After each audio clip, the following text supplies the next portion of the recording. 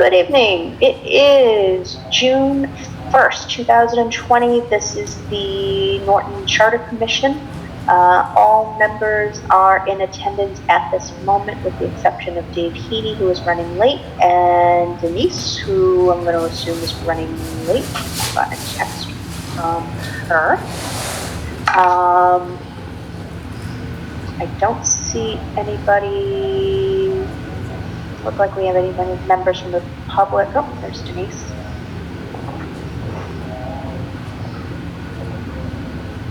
And we are expecting Lauren Goldberg, but she said she was going to be running a few minutes late. At this time, I don't know, so that I'll catch everybody up in a minute, but there may also be somebody from her law firm. Oh, nice, Denise, I like it. There may be somebody in attendance with her from her law office, but I have not didn't get confirmation of that before the meeting started, so get everybody up to date once we get started. So we have done roll call. Denise is now here. Shane is recording. Why don't we take a look at the meeting minutes of the last meeting, which was Monday, May 18th.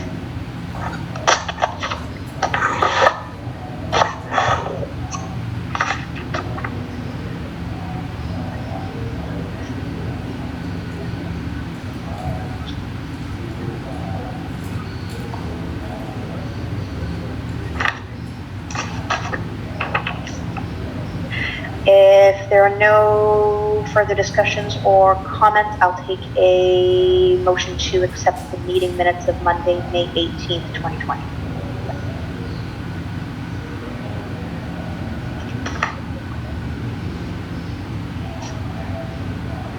So moved. Second. Okay, any further discussion? Okay, with a vote of, do we need to do a roll call vote? All right. Denise? Yes. Carrie? Yes. Keith? Yes. David? Ren? Yes. Kevin? Yes. Janie? Yes. Sandy? Yes. And Dave Heaney, who I think is here.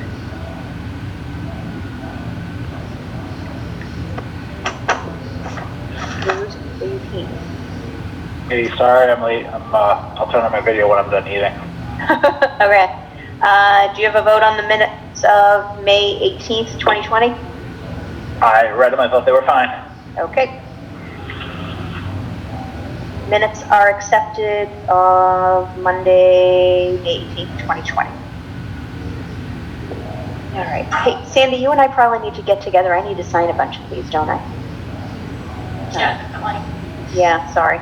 It's okay. No, I was thinking I can drop them off to you. Just leave them in your mailbox, and then maybe you can scan them and send them, or I can give them back to me. It doesn't matter which. You can leave them with me, but I don't have a mailbox that you have access to. I have one of those like apartment type ones at the end of our road. So if you want to just throw them between the doors, or just give me a heads up when you're here, I'll grab them from you. I can meet you somewhere too. Okay. Okay. Thank you. Sorry. I keep meaning to say that, and I've forgotten, but we haven't posted any meeting minutes in a while. People need to know the news. All right. We have been joined by Lauren Goldberg. Good evening. Hi, everybody. How are you? Hello. Oh, fantastic. How are you guys? We're doing well, thanks. Hanging in there. So, just first, I have apologized to Laura, but I want to apologize to all of you. I'm so sorry it's taken me so long to get you something. I've enlisted a colleague of mine, Brian Riley, who's going to help me get things finished up and get things out to you, but no later than Friday. So you should have the full draft reviewable on Friday, and thank you for bearing with me during this crazy time. I very much appreciate it. Thank you. We appreciate that. we look forward to that draft on Friday, very much. Okay. In that same vein,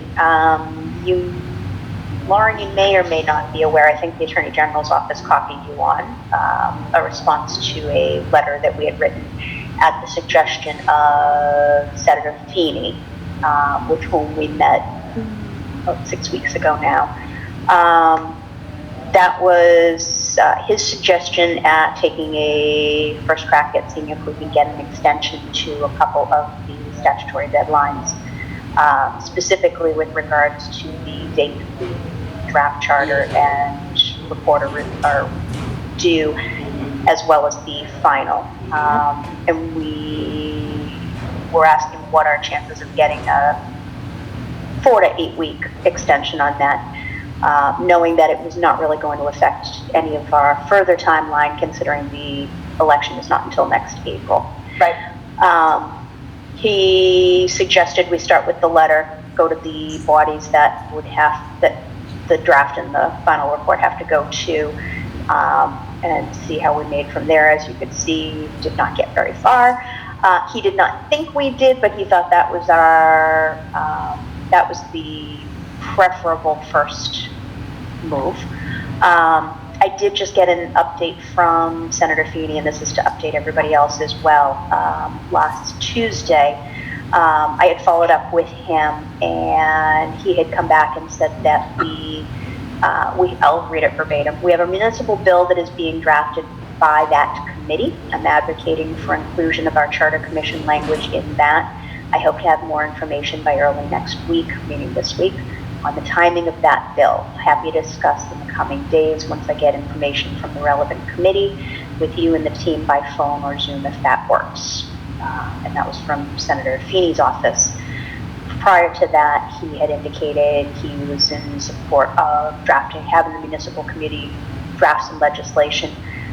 He did need to make Congressman Barrows and Howitt aware of that as well and tie them in so that there were no surprises.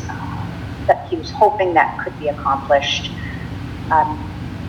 Lauren, you may have some further opinion on whether this is achievable or not, but we're going to take a crack at it.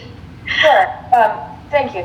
So the issue, I think, is that under the Home Rule Amendment is one document, the Home Rule Amendment to the Constitution. Then we have the Home Rule Procedures Act, which is implementing that Home Rule Amendment. And so even if you can get an exemption to 43B, which is the Home Rule Procedures Act, I'm not sure that that does anything for you under the Charter. However, and now I lose fans just by saying this out loud, but I'm going to do it anyway. It is the language in the special acts is directed to you all as public officials. It's not a direction to the public as to what to do or when to do it. When direction to the public is provided and it's not complied with, then that is mandatory, and failure to comply by the deadline, for example, filing of nomination papers, would be, if you file late, that's just late. It's a mandatory requirement, and you need it. Direction to municipal officials that is related only to time is typically viewed as directory rather than mandatory. So it's not that you're not required to do it, it's that not doing it by the date that's been set forth does not invalidate that action. I think you have a very good argument regardless, that as long as you get it done in time to make sure that we meet the purposes of the Home Rule Procedures Act and the Home Rule Amendment, that action is sufficient, even if it came a few weeks late. Ultimately, I think that bill, and I just tried to switch over to my other screen. Let me just see right here. My understanding is that that bill is unlikely to change significantly. It went from the Senate to the House to the Senate, and I don't know exactly where that's going to go. Let me just look at it quickly. Okay. 2680. Okay, if you just bear with me 1 second. Sure. I can grant you access to share your screen if you need me to. Okay, let's see if I can get the bill on first.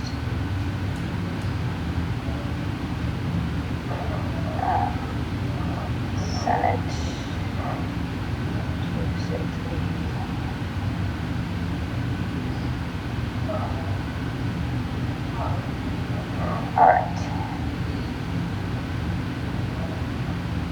All right, so it started at 2680, it went to the House as 4752, and I believe it was just reported out. I'm just going to check on the bill history here. But I don't know that there's anything in there about charter commissions. It's taken a while, because why should it rush? Right. Well, and are we literally the only one in the state right now? As far as I know, I'm just looking quickly to see if there's anything else in here. Outstanding. Yeah, I don't see anything about it. And I haven't in the two earlier versions, so it could be there's one other elections bill that is out there, and maybe that's a good place for it, but I haven't seen it in there. So let's just see, like surcharges. Wow, it's grown. The bill has grown. Yeah, I don't see anything. So that would be something to to think about. The other thing is that the preliminary report, including any language, that's typically, we talked about, I know a while ago, that's inserted as like an insert in the local paper. Have you guys explored that yet, in terms of what the printing run up, how much time you need to get it to the printer, and then how it would be printed? We have not, no. Okay, so, I mean, if you look at that 16 months as the date, the end date for the printing, and to get it out, I mean, it gets you a little bit more time. So I think that would be something to talk about. Whether you need an additional 4 to 8 weeks, that's another question, but certainly the preliminary report is a preliminary report, and so you could say in that, if you didn't want to delay it all, these issues remain outstanding, although they're being worked on, please provide your feedback, and that way you could still get something out on time. Okay. I think we're okay in regards to timing. If the further it goes on, the little more concerned I get. And looking at our timeline, our formal timeline, it looks like August 21st. Yeah, so there's a lot of time between now and then. Yeah, it seems like a lot of time, yeah. It does seem like a lot of time, and it does not seem like a lot of time. So yeah, we'll probably have to start looking into what's involved with getting the preliminary report together. Absolutely. Now, typically they don't print it in the paper itself, so it's like a separate insert that gets put inside it. So the benefit to that is it's on its own printing schedule. Okay. So that's definitely worth checking up on. Okay. All right. So I got a to-do. All right. Okay. Were there any questions from the commission with regards to our timeline, this process, legislation, etc.? Lauren had to say. I think I put everybody on mute, so just unmute yourself if you do. Either that or you're a very quiet crowd. We tend to be quiet. Well, certain things, we start getting into some discussions, then all the mics are off and we're going back and forth, but hasn't been too voluminous lately, so. Madam Chairwoman, if I could ask for a copy of all the minutes that you approved to all be sent to me, that would be fantastic. You got it? I'll put it down as a deliverable. Thank you. Yeah, I've got them all in a single drive, so I'll get those to you. That'd be excellent. Sure. And there may be there was some points in time where we had some questions and we kind of said, oh, we'll defer to Lauren on them. And As I was aware of them, if we had a specific list like last week, I was forwarding them to you, there may be one or two things where you come back and say, I don't see anything on that. And like, oh yeah, we needed your guidance on that. I got deferred. There's a lot of things where I have notes or my personal notes where it says, defer to Lauren Goldberg. So there's going to be a lot of that. If only the people in this household had that same idea, Yeah, sorry, I can't help there. Okay, so I think we've covered all of the admin items. I view us as probably meeting remotely for the foreseeable future, so if and when that gets opened up, we can have another discussion about that. I do not see any members of the public in our meeting, so I'm going to close public comment at this time. And we've already covered number 5 with respect to a draft charter, and our hope is to be able to review that and talk about it in the next meeting. Our next meeting is June 15th, and I believe, Lauren, you're going to be available then? Yes, I believe so. The one thing I have to check is that, as I'm sure you guys know, every town meeting in the entire state has been smushed into the 4-week period beginning right now. So let me double check, because our office, not everyone is comfortable going to meetings. If there's any unflexibility, I don't know what the word is, if I can not be flexible on that, then let's talk and see if you guys are able to be flexible. Because even Brian as a backup, we're just juggling so many things. I do have a town meeting list, so I'll go back and look at it and see where I fall on that, okay? That's fair. And I think we can be accommodating as well. I really appreciate that. There's only like 45 of us, and there's like 130 towns that need to have town meetings, so we just can't control that, but we're doing our best. Yes, I get it.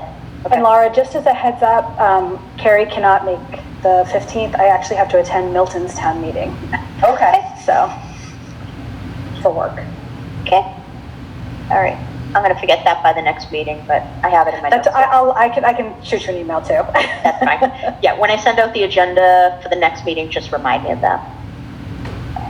All right. And, okay. So, if you have not had an opportunity, so Lauren was very kind enough to review the questions that came up from our last meeting. And I need to apologize because I did realize that I missed one question. But while we have her here, that'll work out great. I'm not going to share the screen at this time, but I can if we need to update that spreadsheet. You have that, Lauren, correct? Okay. So the first question, there was a question with regards to revenue loan orders, which is how most towns had described that particular exclusion, and then there were votes for the temporary borrowing of money in anticipation of revenue, and that was Amherst. The question came about, was that actually saying the same thing? And you had responded, and I had a follow-up question because now I'm a little confused. It said the law has changed and no vote of town meeting is required for a temporary borrowing in anticipation of revenue. Thus, in my opinion, this provision should not be included. I'm confused at the wording, the use of the phrase town meeting. So in theory, the town meeting and the town council are the same thing. Okay. Right? COUNCIL, same thing. And so there would be no requirement that that the treasurer collector go and get permission from the council before doing a borrowing in anticipation of revenue. So I don't think that's an issue that you need to worry about anymore. It would not be something that the town meeting or the town council would ever be acting upon. So it used to be something that they had responsibility for, but it's not now. Okay. So this is something so it's not necessarily at the town manager's authority, it's at the accountant's authority? Typically, it's for, if it's a town, whatever it is, with the approval of the Board of Selectmen, or it's the approval of the town manager. That changes from town to town, who has to approve, but typically it's a legislative act. It was a legislative action, so every year at town meeting, you would come to an article that authorized the treasurer collector to borrow in anticipation of revenue. And now towns don't do that anymore because the treasurer collector is authorized by statute to do so already. Okay. All right. So I'm just going to go to the statute too. Sure. Just out of curiosity, were those in fact actually saying the same thing? No. And not. Okay. I am very impressed at the fine lines and thin slices that you guys are looking at this at, because a revenue loan order is a different thing than an authorization to borrow money in anticipation of revenue. So to borrow money in anticipation of revenue, for example, let's say we're getting a state grant, or we know we're collecting taxes later in the year, we have the ability to do a short-term borrowing for that money while we don't have the cash, because we know the cash is coming. On the other hand, a revenue loan order is essentially when a town has authorized borrowing and the treasurer collector, board of selectmen would authorize the actual signing of the revenue loan order. You know how it says a lot of times at town meeting, it'll say to authorize a treasurer with the approval of the board of selectmen to issue notes and bonds and notes therefore, or something like that. That's the order. That's the legislative, the revenue loan order. So that would be exempted no matter what, because essentially the decision making, especially for our council, would already have occurred about whether to do the borrowing. The question then becomes, what are the terms of that borrowing, and that's an executive function. So the legislative body wouldn't typically weigh in on that, nor would the voters. Okay. All right. That was helpful. Thank you. All right. So do you want me to update the spreadsheet and resend it to you, or can we assume you are aware of what we want to exclude at your instruction? Yeah, I can do it. No problem. Okay. No, I'm happy to do it. I just didn't know what was easier for you. If you wanted me to go as, keep track of it as we're going tonight. Well, it's not a bad thing for you to do. I think maybe that way I'm working from what you guys are saying the outcome is. Okay. I'm going to leave it in there. What I'm going to do is, instead of, I'm going to do strike-throughs. Okay. So that we can see that it was there, and then we'll know that perhaps there was a discussion that occurred. Yep. Because a month from now, I'm not going to remember what we talked about.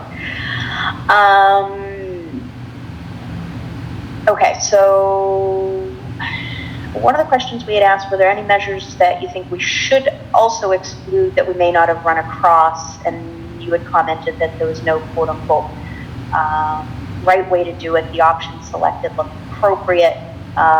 Then down in question number 4, you actually did, I'm not sure if it's a suggested change, but you made reference to Amesbury, right, and the way they had worded something. Yeah, so, I went and looked that up because I was thinking about that. So that was one of the ways that Amesbury had addressed this issue. And again, it's not a should, it's really what you want to do. And Amesbury, they were very careful about it, and I think they said it better than the budget as a whole, because it's clear here that that's what's excluded. The reasoning for that, and I think trying to kind of think of the timeline and how budgets are approved, and what the city needs to kind of get started, what the town needs to get started in the beginning of a fiscal year, is basically you have to come into the fiscal year with a budget, right? So if there was a line or the budget that was subject to a referendum, it would mean that that line was suspended, or the budget was suspended, and wouldn't take effect until after the ballot question. And as you can imagine, that's not what the law says about starting July 1. When you start on July 1, you really need to start, with a budget. So, okay. For the purposes of folks that may have not yet had a chance to review the email, the question that we had asked specifically, and sorry, it's getting a little convoluted because it was asked in the context of the school committee as well. But instead of saying, so let's parse those out for a second. So this is Amesbury's charter. And instead of saying, like we had in ours, or list in ours, budget, town budget as a whole, the area that I've highlighted, because can everybody see that right now? Yes. Okay, good. Is how Amesbury had drafted that wording. So they went so far as to say not only the town city budget, school committee budget, and the capital improvements program, or any appropriation basically related to it, which seems to, does this eliminate the ability of a citizen from contesting or putting forth an initiative or a referendum with regards to a specific line item? It does. So, and that's, as I was trying to explain, and maybe I can approach it from a different perspective. The town manager will come forward with a proposed budget, right? That proposed budget will go to the council and likely to a committee of the council to analyze it, and I know this is a legal term, obsess about it, right? And then once they've done that, then that would go forward as a proposed order, adoption of an order by the council. Now, that appropriation order, it'll have been considered at this smaller group. There'll be public hearings, and the time for residents to weigh in on their budget issues is during that process. Essentially what it's saying is when the council votes, it's the council's budget, and that's that. And so that way we don't have these pieces hanging out there. When we start, let's just say on July 1, we have the full, I'm making things up, but like conservation administrator's line is fully funded as part of the budget. And so that's why they say the city budget or any appropriation, meaning the particular lines contained therein. Now, there is no difference between the town budget and the school budget. They are part of the budget. There are certain communities that have regional school districts, and so the school budget is separate. But in every town where the school department is a part of the town, the school budget is one element of the town budget. So, you know, I don't, you know, in Amesbury they said school committee. I actually don't even think that's appropriate. It should probably be school budget. Not that there's anything wrong with it, but it's really not the school committee's budget. It's the school department budget, and it's a department budget like any other budget. In Amesbury, they went further than that, though, and they also said that the capital improvement plan, if there's a capital item, and there's a decision made by the council to fund the capital item, that's not subject to referendum either.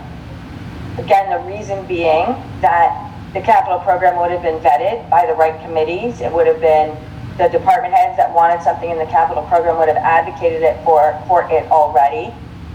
It's going to force people to, you know, to make sure this is a program that they're comfortable with, and it forces the counselors, if they're going to support that they have a comfort level with what's being proposed.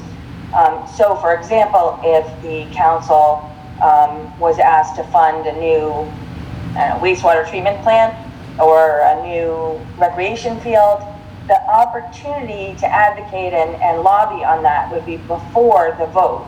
And then when the council voted, it would be an approved item and could be moved forward if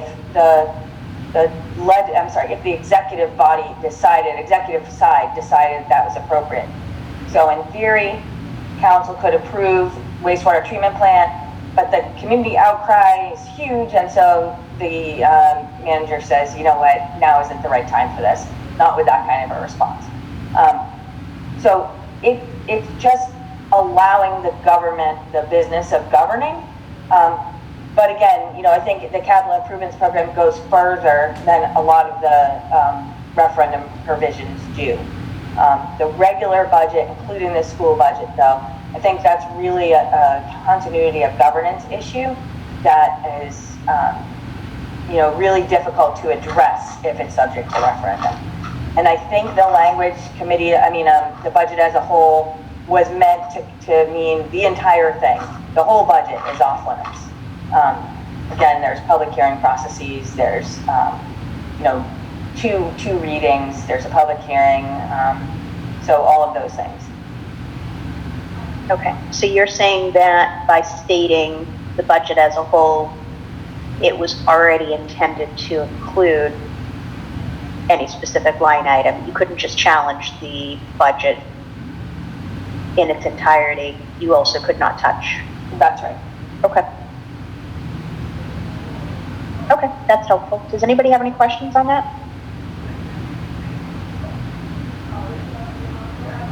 Okay. I'm going to share a different screen, so let me just close this one out. And I'm going to go into the... All right, everybody can see this one too? Yep. Okay, so one of the things that you just mentioned may have actually answered my question. So we had so we're looking at initiative and referendum were similar, and in the yellow highlighted areas here and here, there was applicability and to whom it applied. And in Barnstable, Randolph, and Watertown, I know Randolph's not, so, okay. So there was a question as to why some towns included the school committee in those citizen participation measures and some did not. Yeah. You had mentioned that when there was a regional school committee, they had a separate budget, and I was wondering if perhaps these were towns that had regional school committees, and that's why they were there. And I guess we're looking for guidance as to why some towns included them and some did not. Yeah. I would like to have a better answer than I don't really know, but I don't really know. The school committees don't pass legislation, and the idea of the initiative and referendum is to address legislative matters. In addition, the school committee is subject to a significant amount of independence under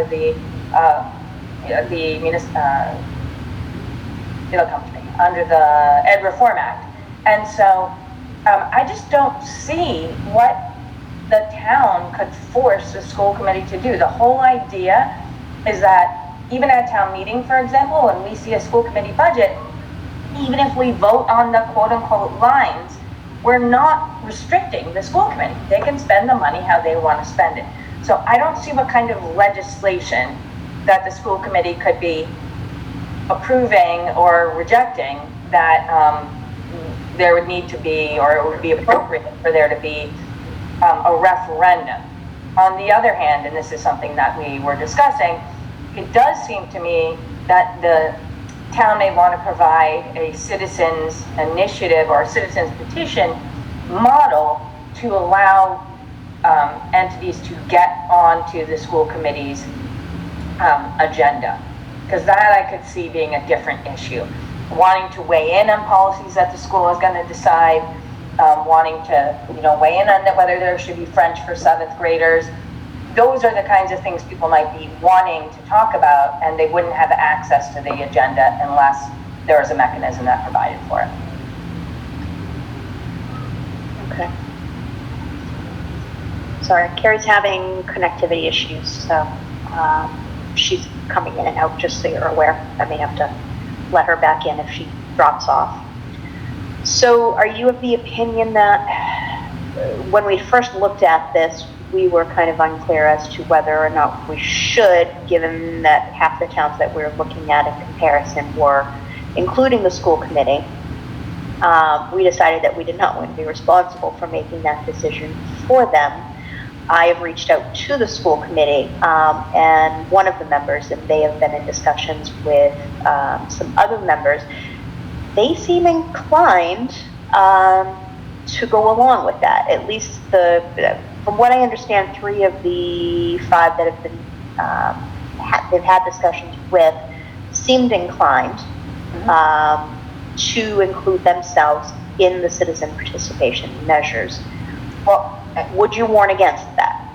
Well, I can see them being in the free petition group, which is essentially just asking for access to a citizen, to the agenda of the committee. So basically let's just use French as an example. Let's say the school committee is talking about only having Spanish for 7th and 8th graders, and the people that have spent their whole lives wanting their kids to speak French are really upset about that. So they could essentially petition their way onto the agenda of the school committee for a discussion, and the school committee is required to at least take it up. That's different than initiative and referendum. So if I were to tell you that the school committee already has a set of written procedures with regards to public participation at their meetings, would this change your opinion? Oh, that was such a lawyerly question to ask. It would not change my opinion, because the procedures can be changed at the whim of, or the discretion of the school committee, as compared to a free petition requirement, which would mandate the school committee to take it up regardless of whether the policy's changed. I see. Okay. Right now, their procedures are that a citizen who wishes to have an item placed on the agenda will present the request in writing to the superintendent, and to be considered, the request must be received 72 hours prior to the meeting. And then the school committee may decide to hold a public hearing on the matter if they decide to. Yeah. But that's under their, sorry, let me let Carrie back in. You're right, so those are their procedures and subject to change at any point in time. So this would make it a permanent thing. So, but whether to do that is, as you suggest, a policy decision. It is not required by law. There's nothing that says, in state law that with a town council, you have to have a public participation period, or without a town council at a regular meeting that you have to have public participation.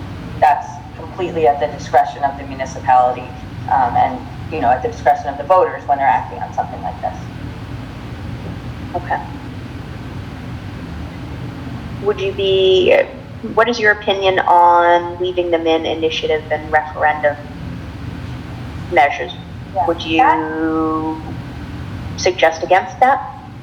I'm making faces at that because I just can't, and I realize one of my a former town manager who's retired, always used to say, "You've got to watch your face now when you're at these meetings."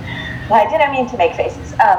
So I just don't see that the school committee passes legislation, and I don't see how the town charter can force the school committee to approve something that it doesn't want to under the Ed Reform Act. I just don't get that. I think letting people weigh in by having access to the, and this is definitely an opinion, but having access to the agenda and requiring them to hold a public hearing on something, that is accomplishing probably the limit of what it actually makes sense to require.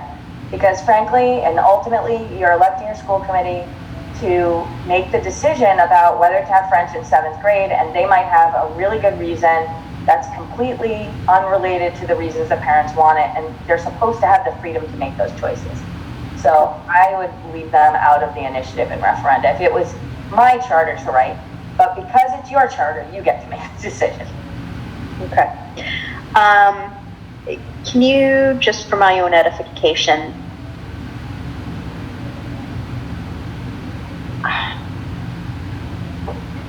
I guess if it is what you're saying, citizen participation measures should be limited only to legislation acted on by the town council then? Well, It's another really good question. To legislative matters, I would say. Not all actions are legislative in nature, and I think we talked about this right at the beginning, that some of the things that the council does, or some of the things that councils do, are executive-like. So, for example, representing the town as the chief elected official, or doing, sense of the meetings, or honorariums, or things like the way the council's organized. All of those things are executive in nature. And those are typically the things that are excluded under the excluded measures.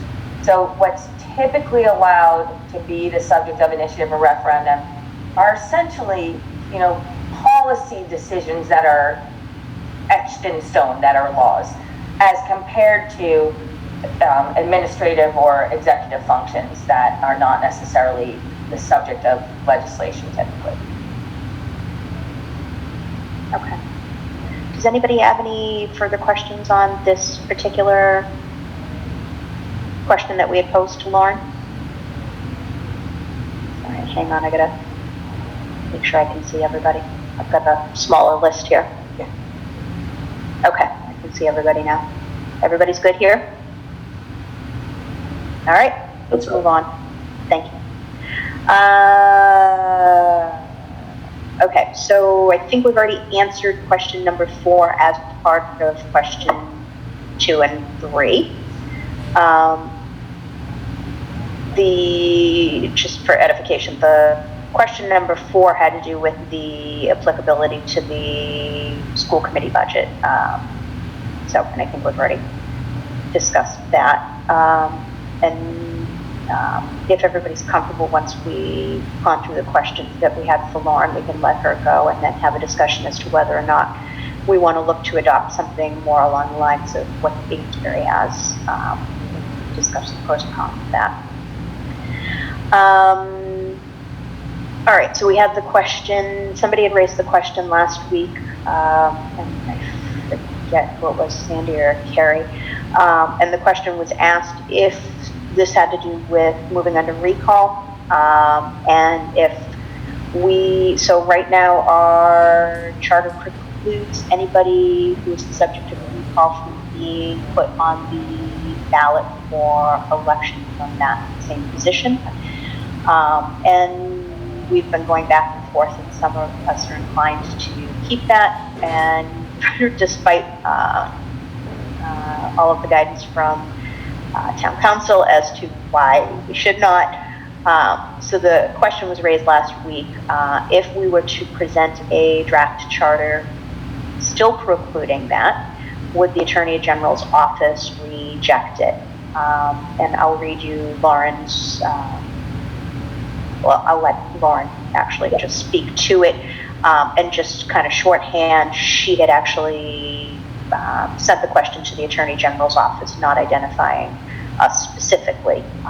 But Lauren, you can weigh in a little bit too, please. Yeah. So this is so funny because this has been coming up for about 10 years as a question, and for about 10 years I've been giving the same answer, which is I do think there is a constitutional issue with precluding someone who's essentially been kind of accused of action inconsistent with their responsibilities, or failing to take action consistent with their responsibilities, and then we're judging them ahead of time before the voters even have a chance to decide whether they think that person should be recalled. And we're saying, even if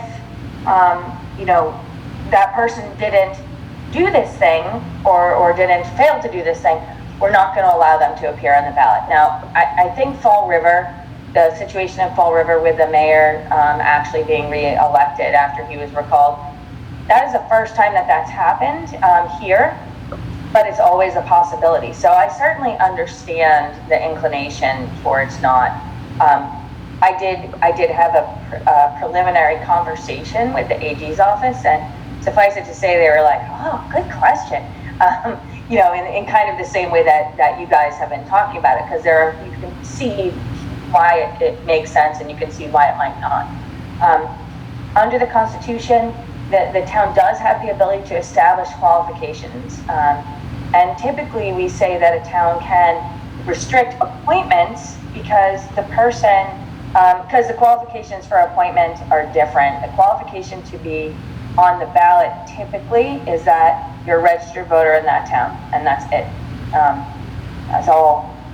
So it's, you know, it's kind of a push and pull with whether we are prejudging somebody to say, you know, even if they didn't do any of these things, but someone's saying that they did, that they couldn't be reelected if the voters, you know, even if the voters wanted to, they couldn't reelect the person. So it's not an easy answer, but I'm hoping that maybe the AG will find they answered this in the past. I did ask the director of the elections division whether she remembered the case, and we both have a recollection of it, but not able to put our hands on it. And it was a Superior Court case, which that's for sure. So it wasn't an appellate court case that's binding. Okay. All right, that's helpful. Thank you. So we had a question we noted in the model charter. So one of the things that we found interesting last week is that not all charters have a recall provision within their charter. That's absolutely true. Not all communities have recall. I'm sorry, what was that? Not all communities have recall at all, and not every community with a charter has recall. Right, and it looks as if there's nothing within state law that provides that to them. So it almost looks as if it's not in the charter or it's not in some special act, they have no options for recall. Is that correct? 100% correct. And there's common law, case law, that specifically so provides. You cannot terminate the term of an elected official unless there is specific authorization from the legislative body creating the position to take it away.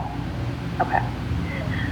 So the question that I actually forgot to pose to you was, so all of the charters that we read in the language, with the exception of ours because we don't allow it, it states that the town clerk or whoever the body is that creates the ballot, excuse me, automatically places the person who is the subject of a recall on the ballot to be elected into that same position.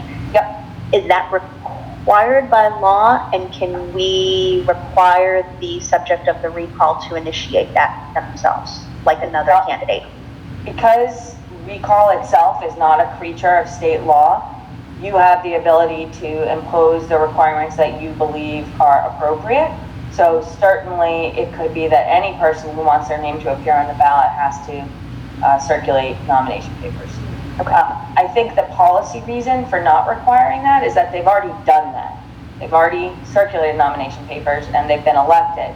Mm-hmm. And so the kind of idea behind the automatic placement of the person on the list is that they would have run, they did run, they are running.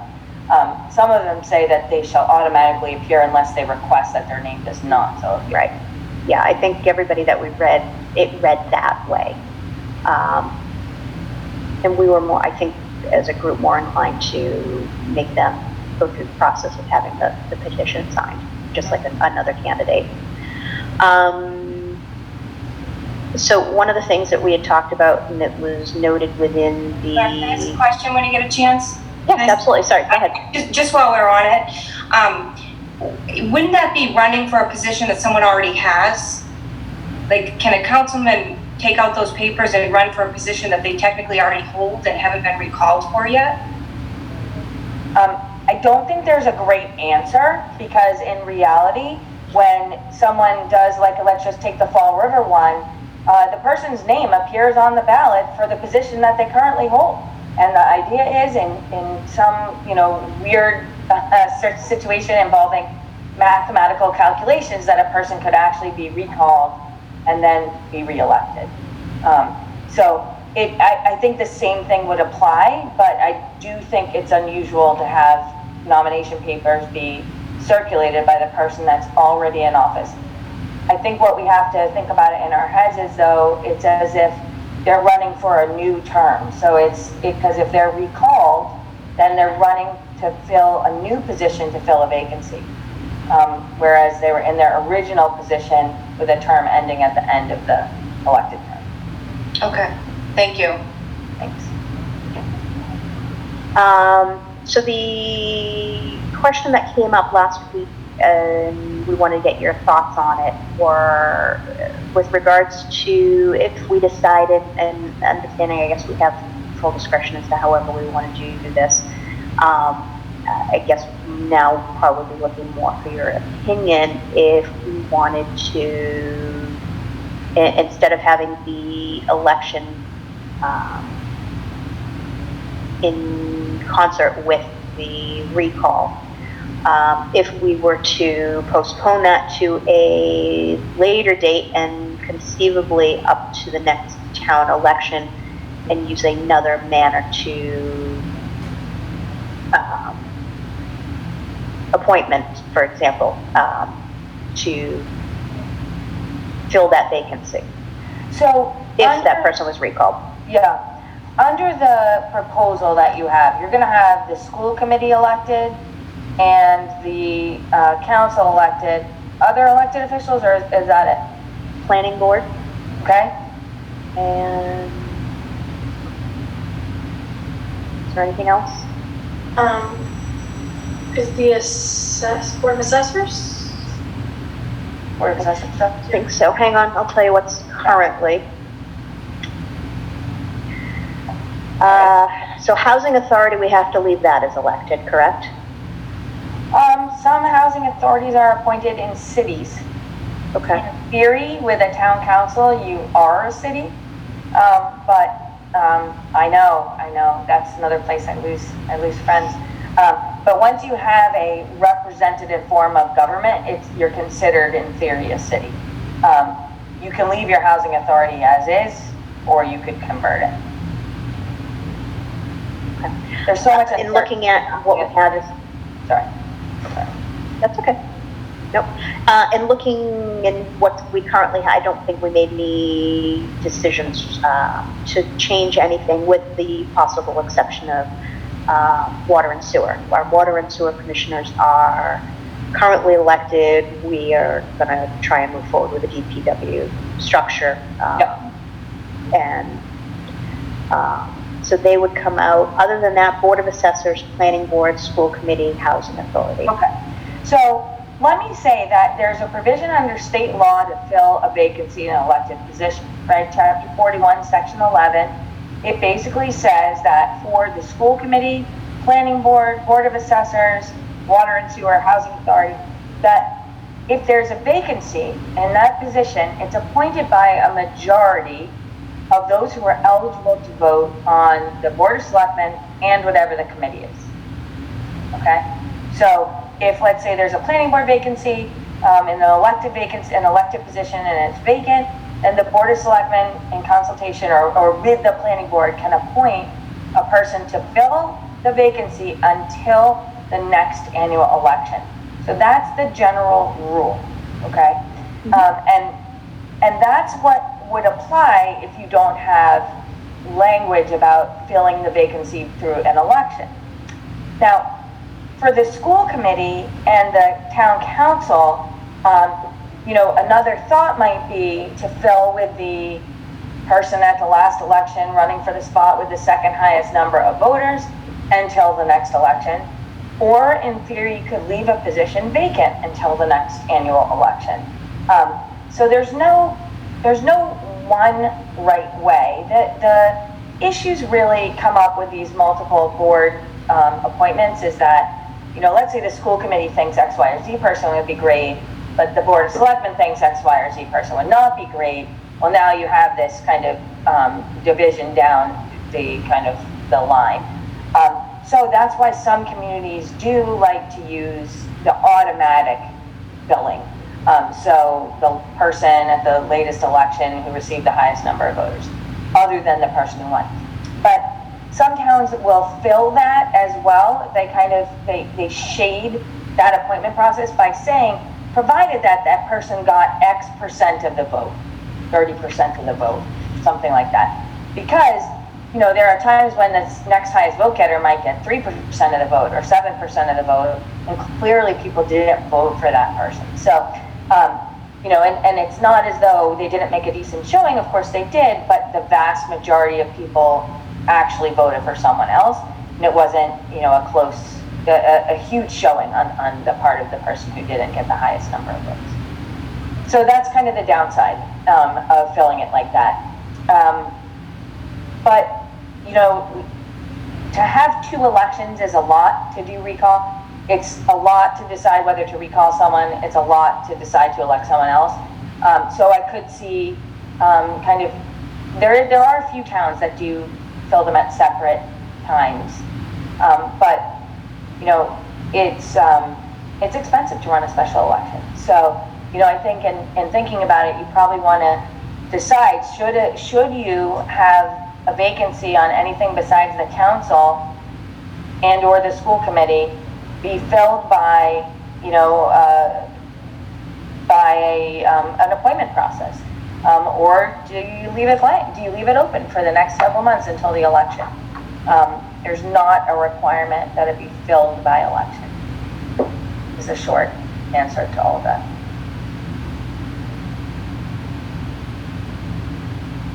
Does anybody have any questions on that front?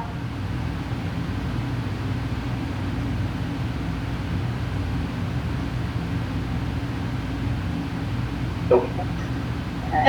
Can I just pipe in with, I found the language where I'd seen this. It was from the Collins Center document that you shared, Laura. It just said some earlier recall provision provided that the vote to recall and the vote to fill the vacancy be held in the same election. And then it said this approach is now not favored. So I don't know why they said it's not favored anymore. Is that the case, Lauren, that people are moving away from that, or is that just their opinion? I think it's just their opinion, Sandra. I think if you just Google go to the Mass Legislature site and look under their special acts and look for the word recall, you're going to see a ton of acts come up where it's both on the same day. But I mean, to be fair, it is confusing because you have to explain. You can vote on both of these things. You can vote on whether to recall, and then you can vote if the person was recalled who you want to fill the seat. So it is confusing. It also forces a person to campaign in the middle of their term versus having there's no campaigning going on other than whether to recall or not recall, rather than recall and vote for me or recall and vote for me, which is why the vote was split in Fall River. But I don't think that's a trend. I've got a question. Though, yeah. So earlier on in our conversation about the charter changes, we decided to leave it up to the council members to figure out how to fill a vacancy. So if we just didn't have any language here in this recall provision, would that just be in effect? So if somebody's recalled, we've already said town council can figure out, through their bylaws or whatever, how to fill a vacancy. Do we have to specify that it needs to be by election, or? So in earlier discussions, you guys have decided that you won't address how vacancies are filled in the town council or other? Correct. Just the town council, I think. So if you wanted something like the next highest vote getter, 30% of the vote, something like that, that would have to be in the charter. The council can't do that through its bylaws or its procedures, because we're dealing with an elected position, and so and the legislative body typically doesn't appoint itself. There's typically like a process for doing it. I think it would be, if you didn't say anything about it, I think people would wonder. I think what you'd say for recall is, and such position shall be filled in accordance with law or in accordance with the provisions of this charter or whatever it is, so that it would default to whatever the process is for filling vacancies. Okay, so are you saying that we should then go back and sort of revisit this issue of how to fill a vacancy on town council? Probably. Because if you don't, then it's a special election. So it would stay vacant or it'd be a special election. Okay, thank you. Yeah, I mean, it doesn't mean you have to. That could be your choice, and that could seem perfectly reasonable. I'm not suggesting that it's not. But if you wanted it to be something other than that, you'd have to address it.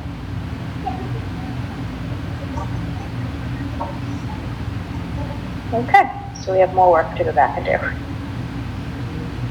I caused those things to happen. That is. Yeah, well, we kind of figured as, you know, we kind of assumed as we got sections of the charter, you were going to have questions, Yes. you know, and we would be discussing these kind of Yes, as we and went. I will put the questions in the margin for the charter so that you guys can see the places where there are questions, and then we also can send a straight version without all of the commentary and questions. But I do think it's useful, even, and I don't know, do you guys use the bubbles to look when you do track changes? Is that how you do it, or do you do it like in the text?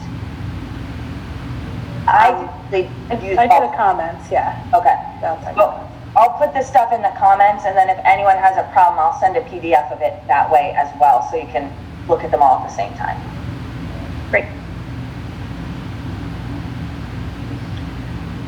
Any other questions on this question, on this issue? Okay, seeing none. I think we're done. Does anybody have any further questions for Lauren? I think we'll stay on and talk a little bit more about Amesbury and maybe a couple of other things if we need to. But if we're all set with Lauren, we can let her run. It's a quiet bunch. Very quiet. Thank you, Lauren. I forced them on mute. All right. Thank you so much for coming, Lauren. Thank you. And then if you have questions and you want to meet before the 15th just to ask the questions, I'm happy to try and schedule that. And especially if we do like a Thursday, right now Thursdays are better because there's definitely fewer meetings on Thursdays. All right?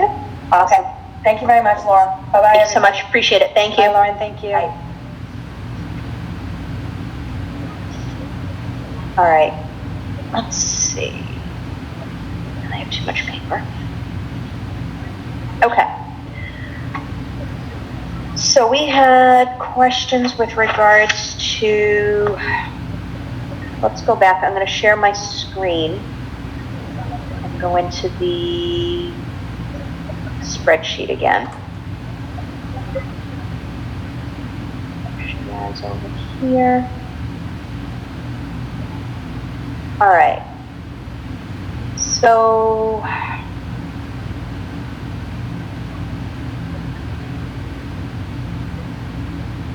let's talk a little bit about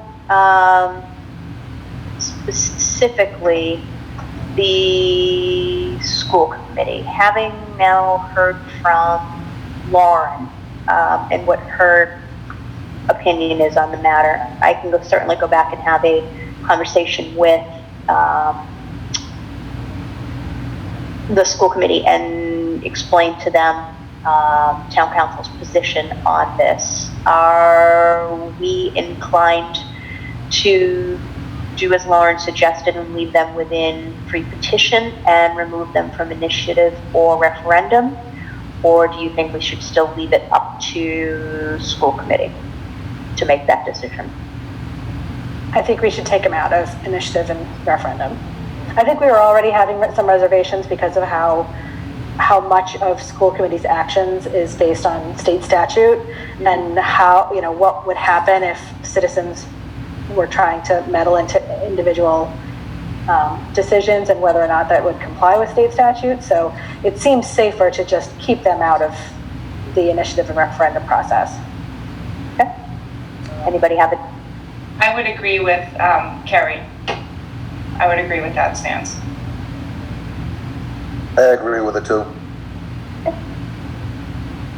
Does anybody feel differently from what Lauren had suggested? Yeah, I agree with it. Would you mind just clicking on like the initiative tab? Sure. Yep. Where do you need me to go? Can you see the whole thing? Hang on, let me. Yeah, I guess I was just curious who had the school committee. It's Barnstable, Randolph, and Watertown, which Barnstable may have a regional school district, but I know Randolph doesn't. And I don't know about I don't think Watertown does. I don't think they do either. I think No. Barnstable actually might. Although, I think I it's don't Dennis think so. Armith. Barnstable may not be in there. It's just Armith down the Cape, but I could be wrong. So yeah, and I'm kind of glad she didn't know. I know I don't feel still badly for wasting the time and on some of these, but I can at least go back and say, you know, there's no rhyme or reason. There's no set rule. Oh, good. I'm getting a message. My internet connection is unstable. So if I lose you, very sorry. I'll be back. Okay. So with regards to initiative and referendum, was there anybody who felt strongly in the opposite direction, meaning leaving school committee in with those measures?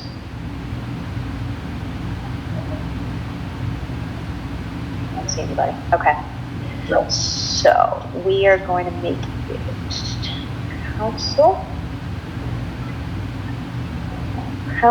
and we will leave them in the free petition group petition to get a public hearing. Everybody's happy with that? Yeah. Okay. All right. Well, that was easy. Okay, so that was sorry, I'm just going through the questions real quick. So that was the first one. We're going to strike out the line items 6 and 7 within the excluded measures. And let's talk about line item number 3, the town budget as a whole. And hang on 1 second, I'm going to grab the Amesbury wording and just copy it and paste it so that we can see it here and compare.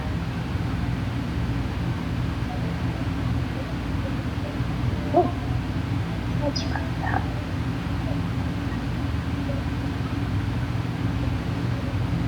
Okay, so between these two, so number 3 is the budget as a whole. I guess in a more detailed way is explained further in number 4, and we would change obviously city to town. I know I personally had misinterpreted the way town budget as a whole had been explained and assumed that it was just the literal vote on the town budget that could not be changed. I did not understand it applied to specific line items. I think given that, we may want to consider the alternative language that's been shown to us that is in Amesbury's charter currently. Does anybody have any thoughts, opinions, disagreements with that? I think in line with that, we would remove item number 5 as a whole and number 3 as a whole and replace it with number 4. Can you share that again, Laura, that what specifically that you're thinking about changing? Yes, can you see it on the screen right now? So I added line 4, this is the Amesbury wording, and it would replace numbers 3 and number 5 that are on my screen. Am I not sharing? I think I'm sharing. Can you see it? Yeah, I can see. So it's line 4 is Amesbury, so you're saying? Correct. Here, I'll make a... Sorry.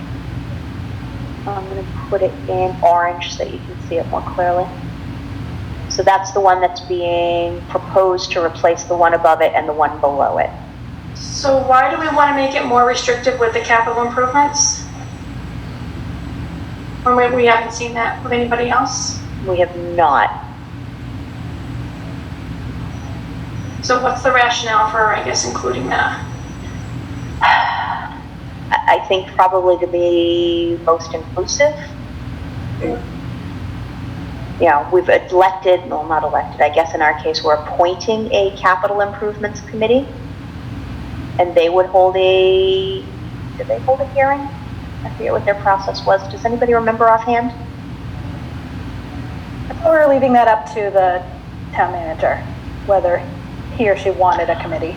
You're right. I think we allowed them the ability to put one in place.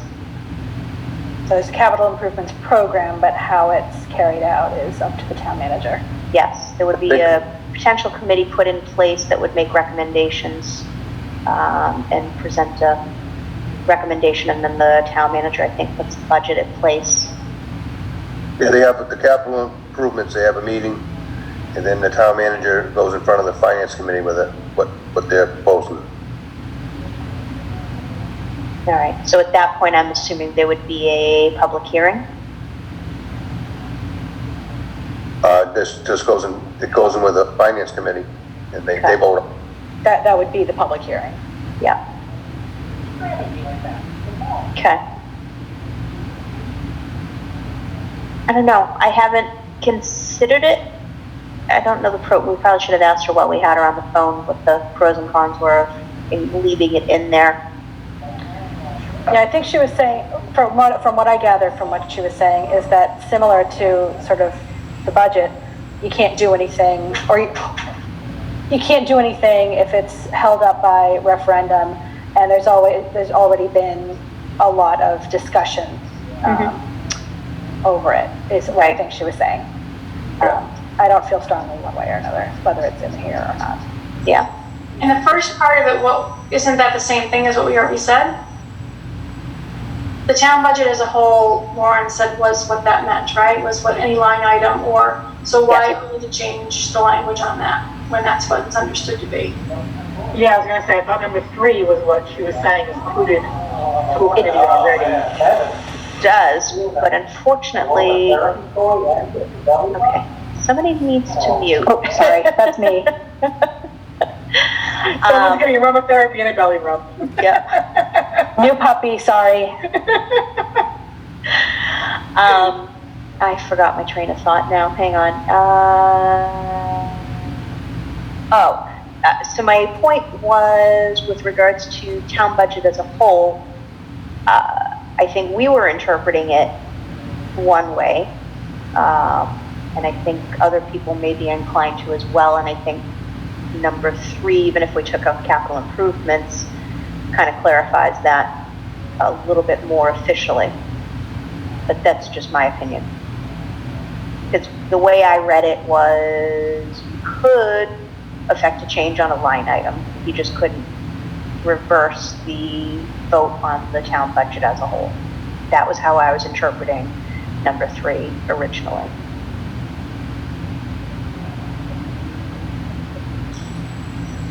Yeah, I guess I don't really have an opinion. I don't have a problem with leaving it as number 3 because that is what it means. So number 5 comes out then?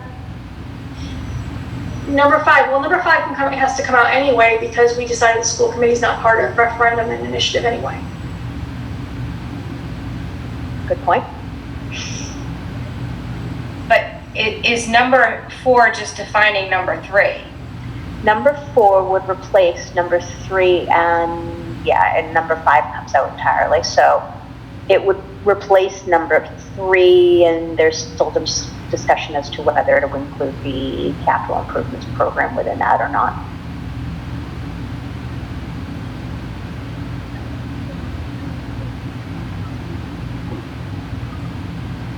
I guess I like 4 with a little tweaking, only because I get it. It's kind of saying the same thing, really. It's 3.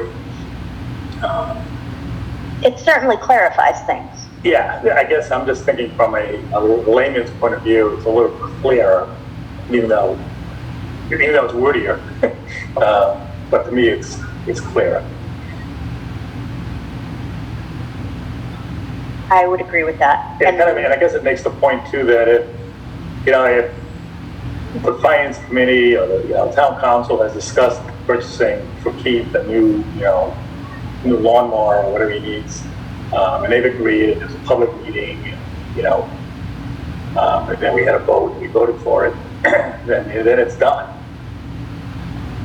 Maybe it drives the point home a little bit. You can't go back and start questioning every line item on the budget just because you would like something. Now that's approved. 3 says the same thing, but it's just a little, perhaps clearer. Yeah. I'm sorry, 4's a little bit.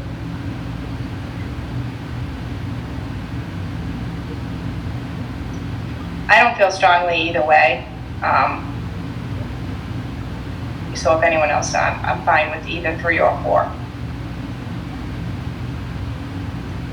Yeah, same here. I'm quiet just because I don't have a strong opinion on it.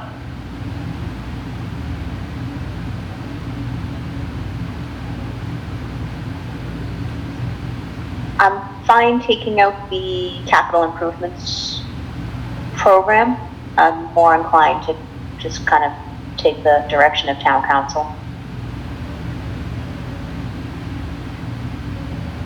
I don't think she was opposed to having the capital improvements in there. No, I mean, using this wording as opposed to what's in number 3 is what I was referring to. Yeah, personally, I leave the wording decisions and wordsmithing, which is kind of what I think this is, up to her to decide how she wants to word it. I mean, we're not necessarily stating the exact wording in any of these, right? We're just giving her the gist. And she can wordsmith however she wants. Yeah. But if we do want to keep number 4 in some manner, but we do not want to include the capital improvement program, we should probably make some edits to that. I can figure out how to do strike through here too. Yeah, because it's interesting because number 9, appropriation for the payment of debt services. I mean, that's part of the budget too. Yeah, so it's really redundancy anyway.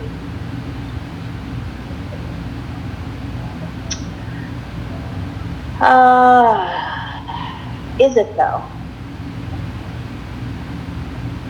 This said specifically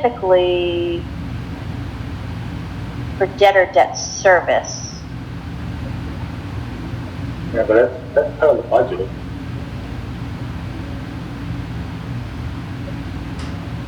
I kind of view that one as being there as because of the fact that it's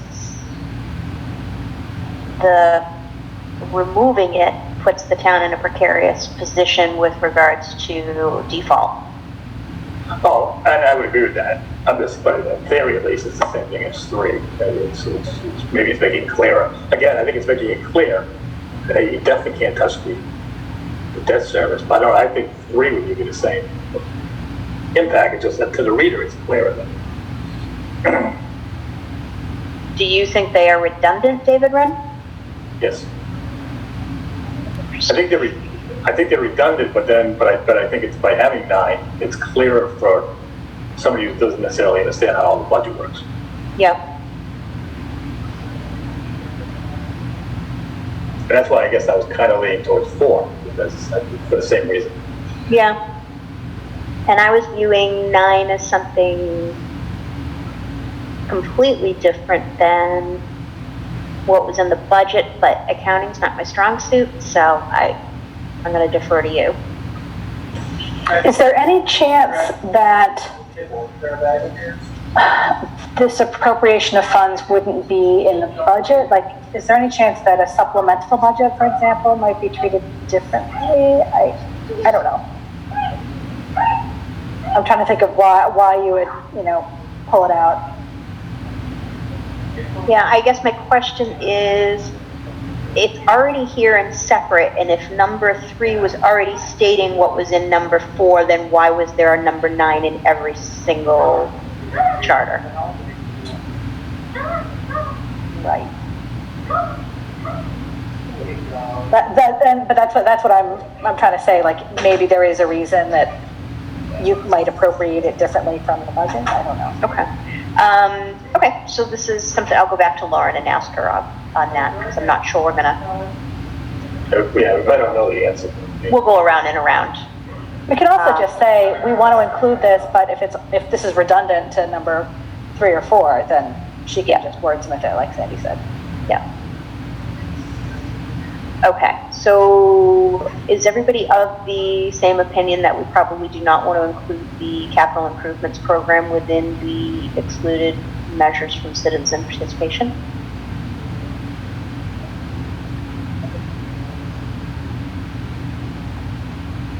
okay with it personally. Does anybody feel strongly the other way?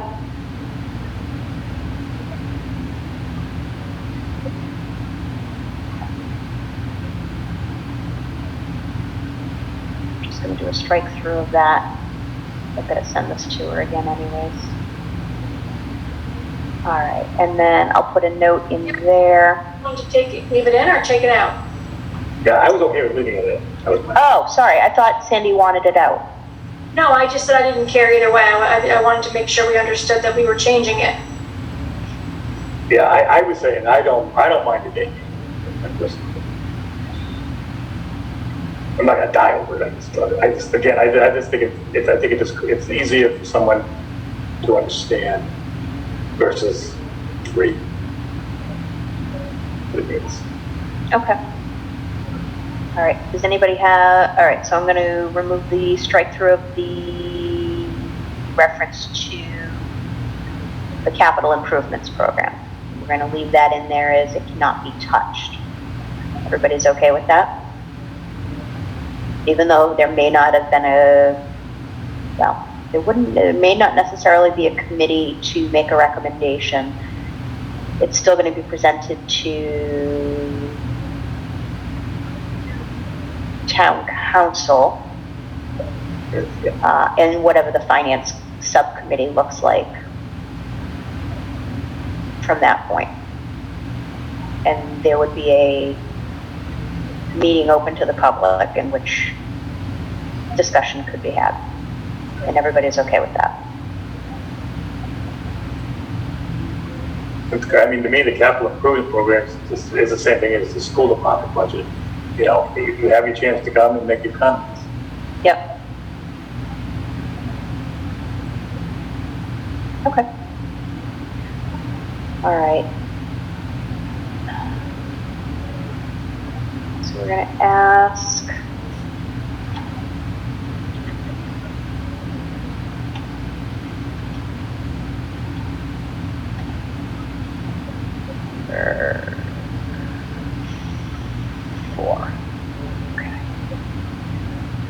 You could actually ask if we've done it with 3 also. Oh yeah, good point. So it's very theoretical to look at. Yeah. Okay. All right, what else did we discuss? All right, so we talked about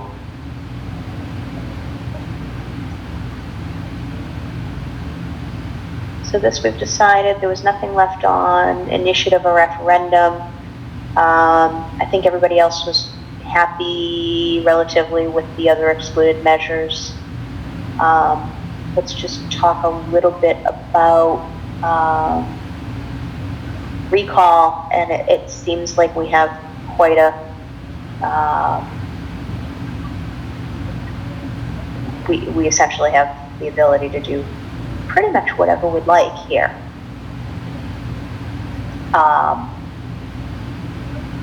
So the question was thrown out, do we want to make that well, let's start with an easier one. Should the subject of the recall have to take action in the affirmative in order to run and be shown on the, well, no, we can't talk about that because we're going to talk about whether we wanted to make it a separate election or not. Although, yeah, no, it's still, regardless of when it happens, that process would be the same, regardless of whether it was in the same election or it happened at the next town election, right? If it was the next town election, I think they would have to pull papers. Okay. I would agree. If it was the next town election, if it wasn't on the same ballot, then they would absolutely have to, could they technically been recalled from their position, so they have to take out papers to be on the next election. But if it's on the same one, it's not the same dynamics. Right. Okay, so given that, let's talk about whether we want to seriously consider making it a separate election or meeting a special town election at a later point, or deferring that election to the next regular town election. Or I guess if another special town election happened to pop up in the meantime, then they could piggyback on that. Are you saying the recall itself would have to wait till a regular election time? We have the option. So right now, we control exactly how this process is going to work. So we can either do what most other towns do, in which that is hold the election to replace the vacancy in the event that that recall election goes through. So the person in question is recalled, that spot is now vacant at that same town election. They are voting on a person to take that vacancy. So we have the option of doing that, which is what all the other towns are doing from what we can see, at least the ones that we've looked at here. We have the option of deferring it to a later date, meaning a special town election within a given time from the point of the recall election. Or we have the option of deferring it all the way to the next regular town election.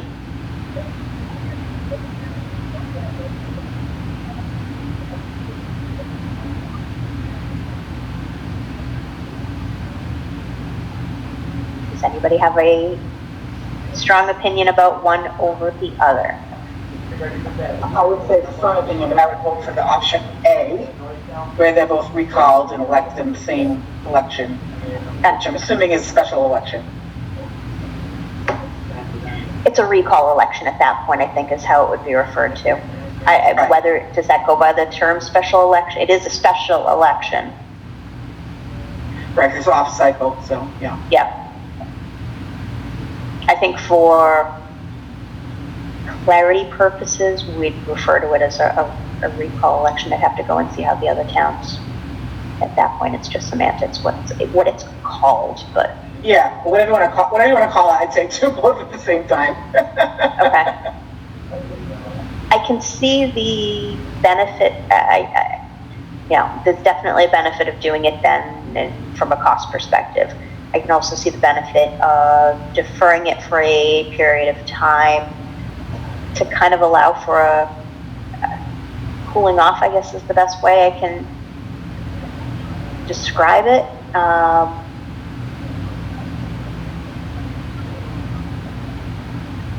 Somebody, I don't know, somebody may not necessarily be inclined to challenge the person who is the subject of a recall immediately at that election, but maybe more so inclined at a later date.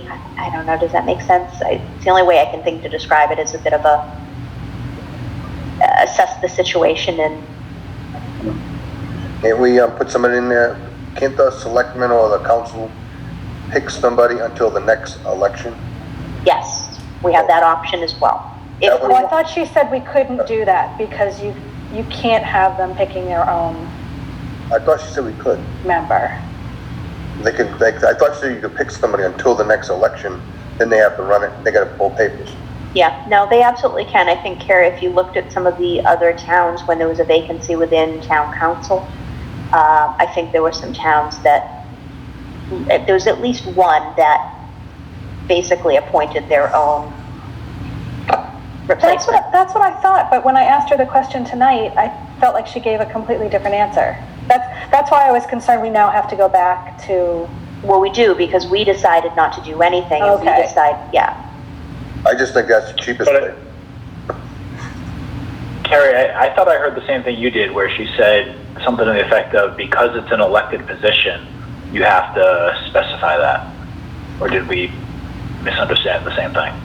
Yeah, I don't know. I came away thinking that we can't have the town council appoint a replacement for a town councilor or for a vacancy on the town council. I think they can't make them full-time, they can only be part-time until the new election. That's what I got out of it. So she made reference to the way it's currently written in law, chapter 41, section 11. In the event that there's a elected, or a vacancy on an elected body, and there was no mechanism. It defaulted to state law to a joint vote between the Board of Selectmen and the multiple member body in which the vacancy occurred, and they vote on the replacement. Okay, but we wouldn't have that. No. So when she answered me, she said it would default to a special election. Now I'm all totally confused. Yeah, and I wrote it down. I wrote it down somewhere. I cannot find that specific note right now. It's just driving me nuts. So I'm confused why we have to go back and revisit that, because that was her suggestion at that meeting. It was. That's what I thought. So I don't think she was answering the same question we were asking. Okay. I know that was her suggestion back when we made that decision, and yeah, she was at that meeting.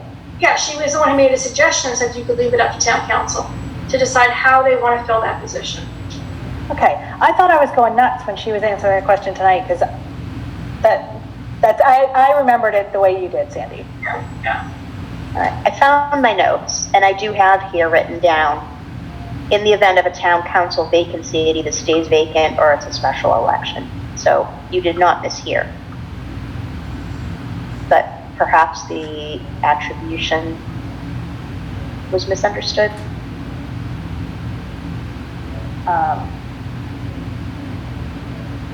So yeah, so I don't. We can ask for clarification. We've got to go back to her on a couple. We only need clarification if we're gonna say, Yeah. we're not gonna leave it up to the voters, Good point. right? So, for what it's worth, my opinion would be to just kind of leave it, to that one particular election, one particular vote, and let the voters decide.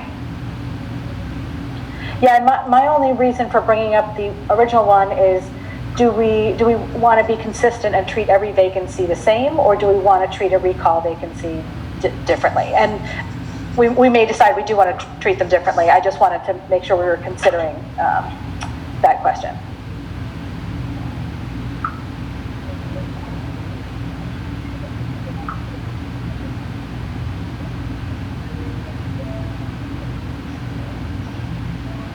Anybody else have any opinions? So if I'm hearing correctly, it sounds like we might be inclined to not defer the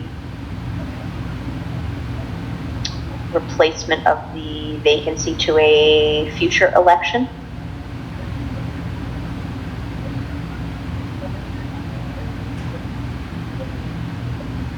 Anybody feel strongly or differently about that?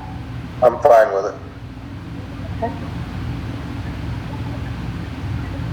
So we're leaning towards having the election at the same time? Correct.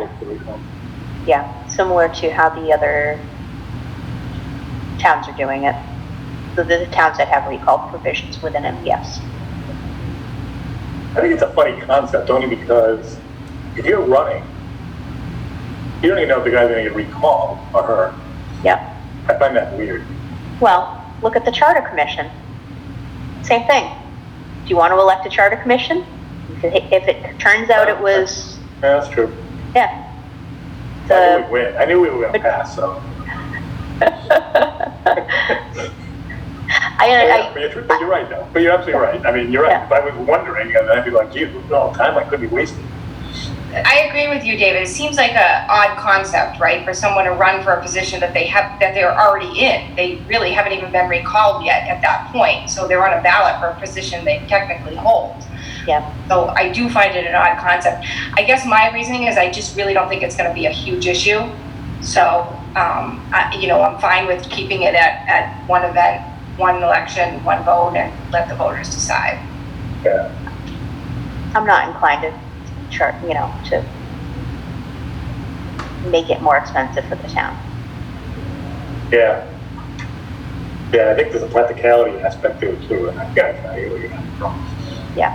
If we can get people to understand the concept if they're doing two things at the same ballot. And I think the town clerk does a good job with that as well.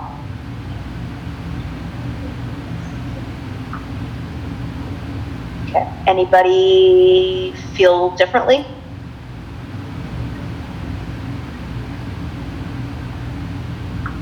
Okay, so let's talk about whether the subject automatically appears on that ballot, or do they have to pull papers? I think since they haven't been recalled yet, we don't make them pull papers.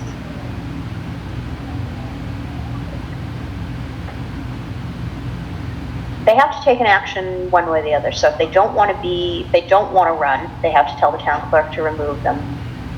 If they do want to run, they would pull papers. Well, they could also automatically be put on the ballot. Yes. Yeah. Yeah, like, Yep. like not that involved, okay, right? Yep. Right. I would say automatically put them on, because I think it's weird to have them pull papers when they haven't been recalled yet. Okay. Anybody feel strongly the other way? I would agree with that. Yeah. Everybody else? All right, everybody's good, so we're gonna copy.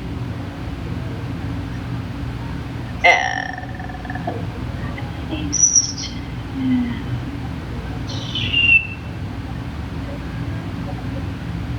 Okay. I think, sorry, I'm just gonna move you guys so I can see the full.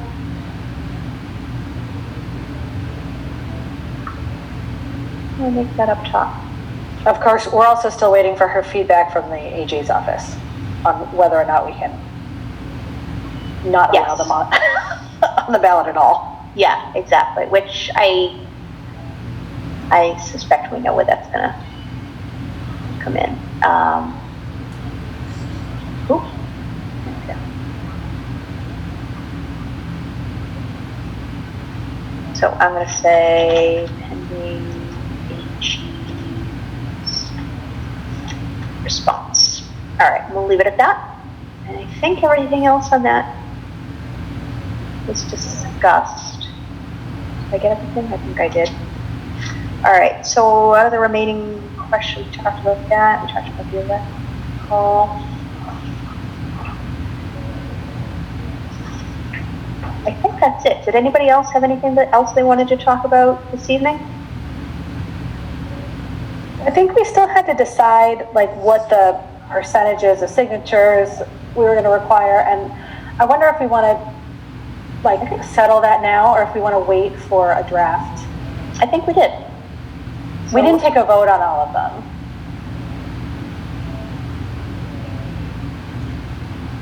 I thought we did. We've certainly got numbers filled in here. We can certainly. We did, yeah, we did fill in numbers. Am I totally misremembering? Did we go back and vote on all of this last time? We haven't taken formal votes on any of it. What? We haven't taken any formal votes on any of it. Yeah, that's what I thought. So we filled in sort of placeholder numbers, and I don't know if we just want to leave the placeholders until she comes back with a draft charter, we can see it all in context, or what we want to do for process-wise. I am open to suggestions. We should probably keep track of what we're voting on and not voting on. I feel like we've left a lot to when we see the charter. But that being said, I'd be happy to do whatever the group is more comfortable with at this point. But yeah, I guess my feeling is, I do agree we didn't take a formal vote. Look, we haven't taken a formal vote on a lot of things. But we did discuss the percentages, and I thought we came to agreements. I think we came to tentative agreements on some of them. I was going to say, I was under the impression we were in agreement with where we are. Carrie, are you suggesting that you are not in agreement with things that we had? We had two meetings ago, we had a really late night, so we cut off discussion. And then last meeting, we only took a formal vote on I thought it was recall. Just we're using the term formal vote, and we didn't actually take a formal vote because there was no motion, there was no second. Okay. So that's why you're not going to see it in the minutes. It was more of a straw poll. So that's what up until this point, any votes, so to speak, that we've taken have been more straw polls. We haven't had a motion or a second. There was only 2 meetings ago where we actually moved a question and had a formal vote. Okay. So I guess my position is I have not decided whether or not I like what we've written down. I think it's good that we discussed it and sort of talked about the rationale, but I would like at the opportunity to look at it all in context. Looking at it on the screen and flipping through the spreadsheet is fine, but I kind of want to sit down with it and take a look at it. So that's why maybe it just makes sense to give this to Lauren and have her incorporate it into a draft charter, and then we can, finalize it then. Okay. Yeah, she already has. So at our last meeting, I did put together, I cleaned up the spreadsheet from what we had talked about, and I did send this to her. So she already has a copy of it, but what I will do is I'll make a couple of edits here that we talked about and take out some of the formatting and highlighting, but I'll send it around to the group so everybody has something to refer to or refer back to if there's a question as to what was talked about within the meeting, and you can take a look at it from there as well. So let me make a note. Send spreadsheet.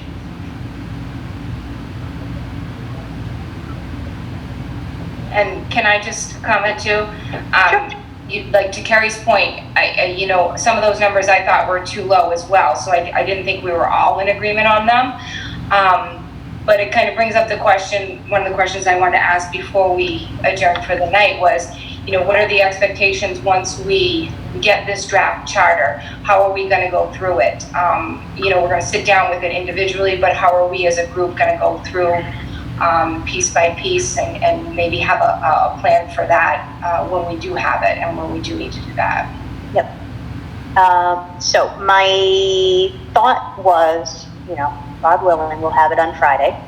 I will send it around, and we should probably parcel out.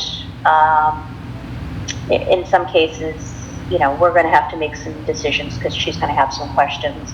I feel there are some sections that, were more firmly or more firmed up than others, but my thought was to, literally take them in order, assign, it's hard to, the process is going to be a little bit different, I think, because initially we were thinking, as we were going along, she was going to be providing us sections to review, immediately after the point we had decided them, and that kind of got thrown out the window. So I'm going to probably use my best judgment to decide what I think we can get through in a given meeting, but I'll probably do something similar to the way our agendas are working now, have it broken down into sections, and probably take them in the same order and go through them individually, resolve any questions that town council may have, and then take a vote on the final version of it. If that's okay with anybody, I'm open to suggestions. Like I said, things are... I'm wondering if in order to speed it up a little bit, can we maybe, if there's major changes that someone wants to make, can we compile them in between the meetings? Sure. And then we can all have a chance to take a look at those proposed changes and kind of come to the meeting prepared to discuss it. And it sounds like she's going to have questions and decision points in the margins too that we'll have for discussion at meetings as well. So, I should probably preface this. This is going to revert back to when we were doing our kind of research gathering. There's going to be homework. So don't show up without having read the section and be prepared to discuss and vote on it. We're going to try and make this go quickly.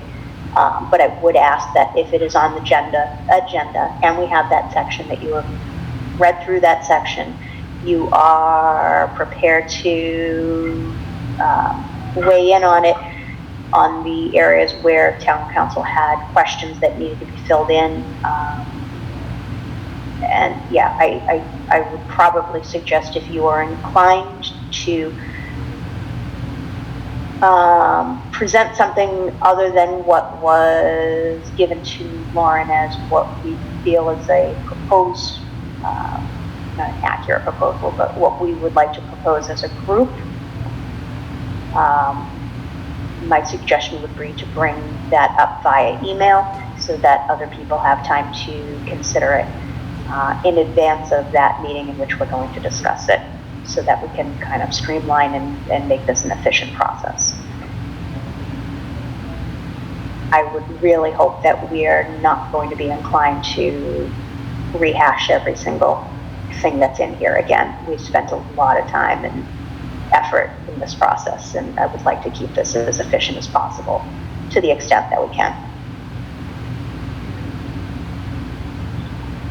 I agree with that. Okay, so here's hoping.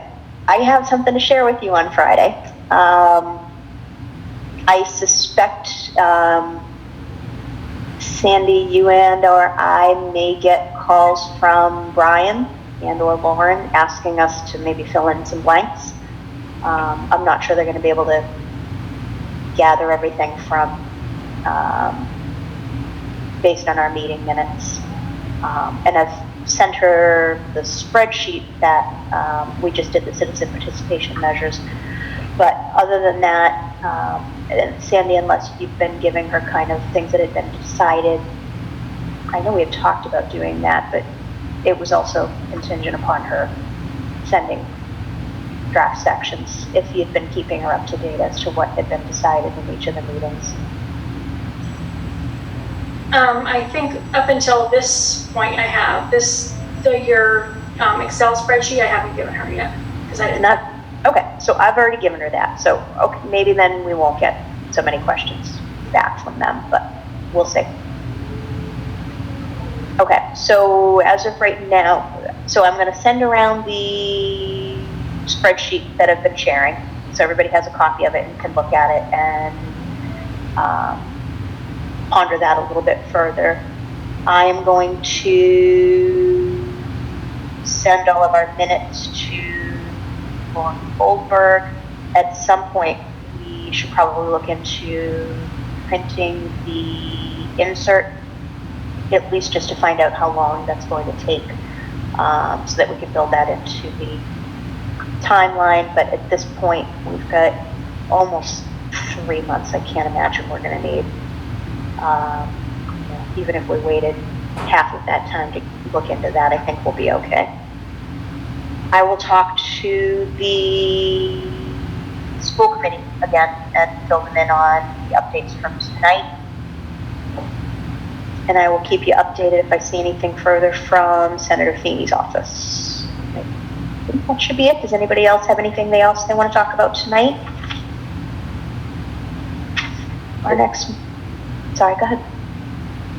I said no. Oh, okay, sorry. Next meeting is June 15th. Hopefully Lauren is available. If not, I'll come out and see if there's another date that works better for the group and see if we can reschedule. I think it's important that we probably have her in the next few meetings. And we should probably, I'll give her the calendar for the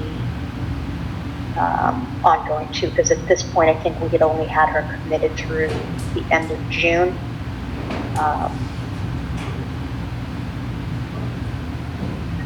So I will send her our